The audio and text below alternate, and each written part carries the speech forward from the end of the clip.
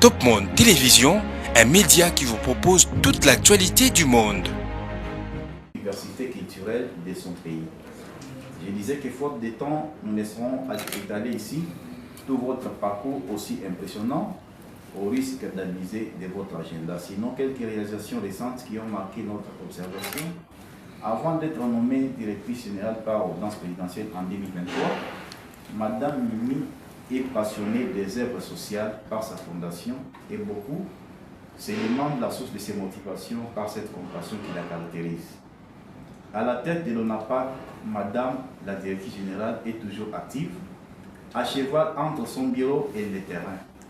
Elle est présente dans les conférences et forums. Elle n'est jamais égoïste à partager son savoir-faire. Face à l'agression de son pays, de notre pays, j'allais dire, par des étrangers, Mimi Monga n'est pas restée indifférente.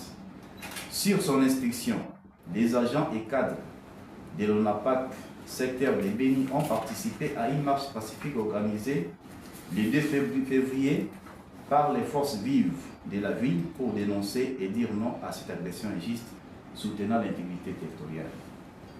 Le 26 mars 2025, alors que c'était la cérémonie de clôture du mois dédié aux femmes, Madame Mimi Monga dénonce les tueries et violations des femmes dans leur champ à l'est de la République démocratique du Congo, telle une interpellation directe à la communauté nationale et internationale, non aux violences et aux viols faits aux femmes et à l'insécurité dans les bassins des produits agricoles sous contrôle de l'ONAPAC, a-t-elle déclaré.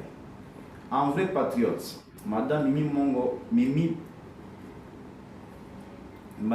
Monga a pris part active à la table ronde organisée au Musée national le 28 mars 2025 avec pour thème « Femmes, levez-vous et défendez la patrie ». Et dans son panel, Maman Mimi invitait les femmes à se tourner vers l'agriculture pour contribuer au développement du pays par la création des emplois, la lutte contre la malnutrition et faire avancer l'économie nationale. La mobilisation de la jeunesse est aussi cet atout de Madame Mimi.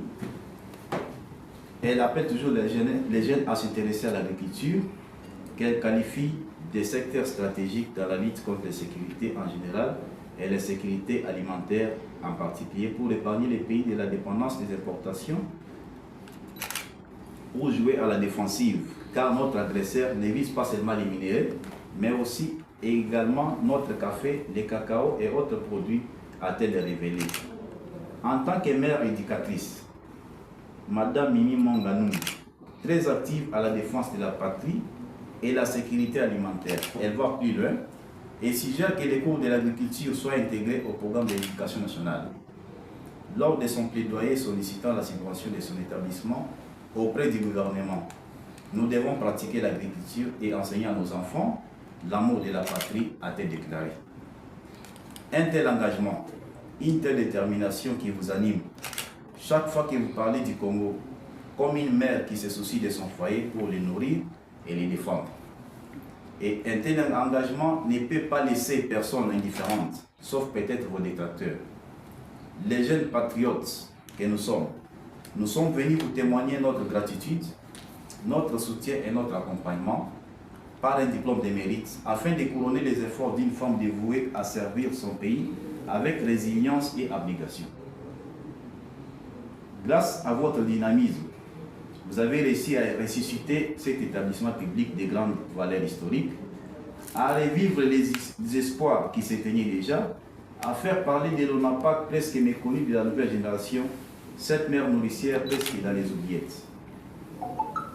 La vision du chef de l'État, Madame la directrice, de transformer le Congo en un pays émergent n'est pas une vision. Plutôt, c'est le soutien à la vision du chef de l'État prôné par tant des hommes politiques doit cesser d'être un slogan vide d'essence. Car une vision, si bonne soit-elle, peut souffrir d'un manque de réalisme si elle n'est pas soutenue et manque de bons collaborateurs. Par de bons collaborateurs, nous sous-entendons les personnes capables de s'approprier la vision pour la matérialiser. Et les collaborateurs du chef de l'État sont les membres du gouvernement ainsi que les mandataires publics sous tutelle des ministères. Si tout le monde à son niveau de responsabilité et dans son domaine pouvait s'impliquer de façon sincère et loyale, la vision du chef de l'État serait une réalité effective. Mimi Monga Numbi est de celles qui s'inscrivent dans cette logique. Elle se démarque et se distingue tant par ses actes que par sa parole, ses discours et ses actions comme fidèle et loyale au chef de l'État. Je m'excuse. Nous terminons par ici, Madame la Directrice. Cette cérémonie de remise des diplômes n'est pas de l'opportunisme, non plus d'improvisation, plutôt l'aboutissement d'un long processus d'observation minutieusement mené par une équipe en toute objectivité qui débouche par la décision du jury avouant de cet honneur. Nos remerciements au chef de l'État, champion de la masculinité positive, pour ses choix de Mimi Monga Numbi à la destinée de notre part. Nous vous remercions. Top Monde Télévision, un média qui vous propose toute l'actualité du monde.